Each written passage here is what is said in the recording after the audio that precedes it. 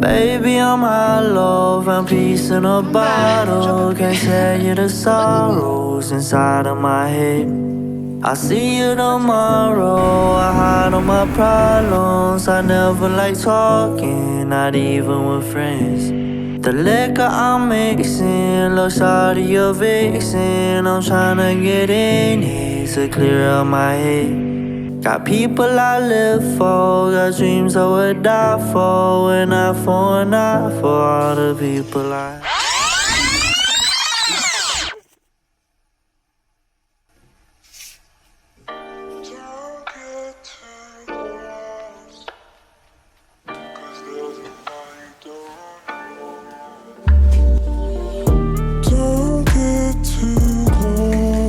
Le 31 août dernier, j'ai commencé un carnet dans lequel j'allais raconter mes beaux moments comme mes moins bons.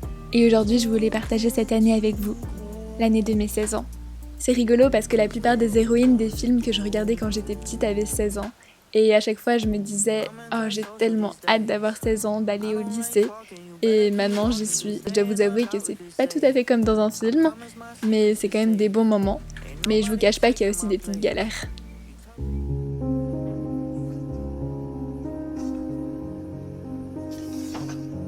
Alors vient le jour de la rentrée, une nouvelle classe, un nouvel emploi du temps, des nouveaux profs, de futurs amis. Et puis mon anniversaire. Aujourd'hui nous sommes samedi 12 septembre et je vais fêter mon anniversaire avec ma famille. Joyeux anniversaire! Ouais!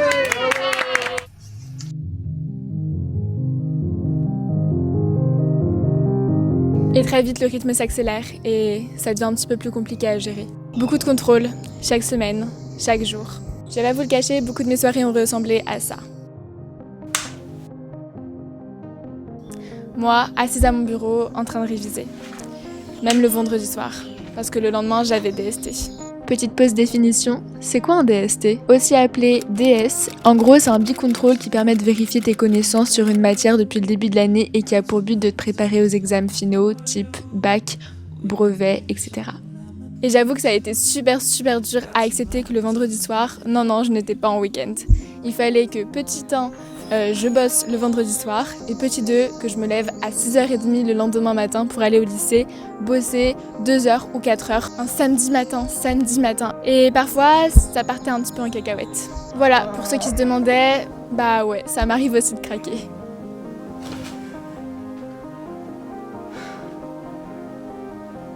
J'en ai marre.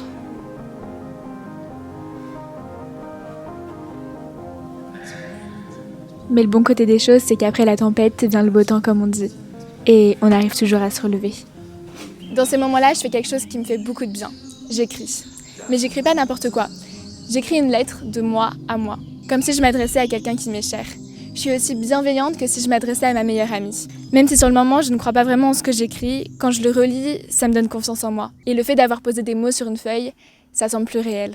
C'est plus facile d'y croire et de se relever. À relire sans modération à chaque moment où le doute, le stress, la baisse de confiance en soi commencent à s'installer.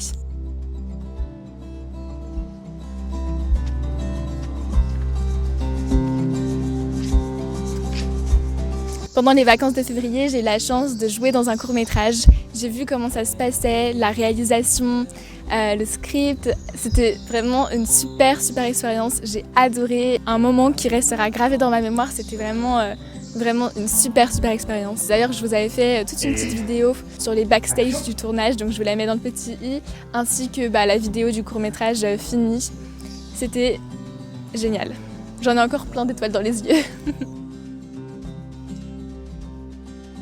Au mois d'avril, on a été à nouveau confinés.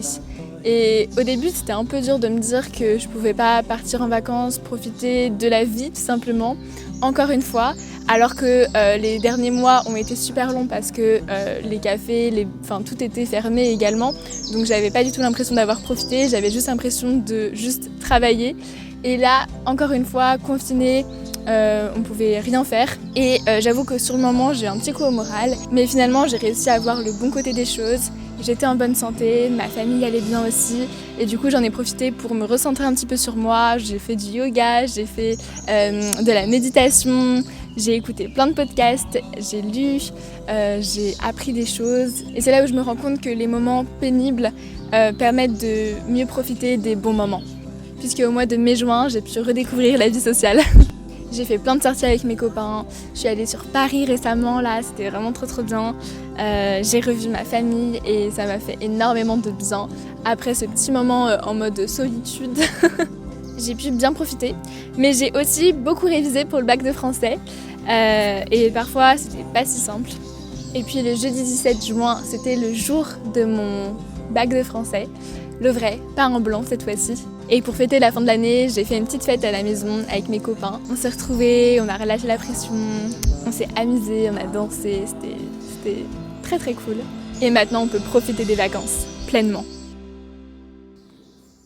Cette année, j'ai énormément appris.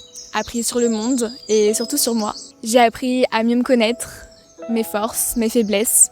J'ai travaillé sur moi, sur mon stress et sur ma capacité de travail. Aujourd'hui, quand je suis dans une situation inconfortable, j'arrive à mieux gérer qu'il y a quelques mois. En début d'année, vers septembre, octobre, novembre même, j'aurais facilement craqué à la première difficulté. Mon stress aurait pris le dessus, clairement. Maintenant, je suis capable de prendre du recul parce que, à force de voir que les échecs, c'est pas si grave, eh bien, je me suis rendu compte que ça ne valait pas la peine de me mettre dans des situations comme celle-ci.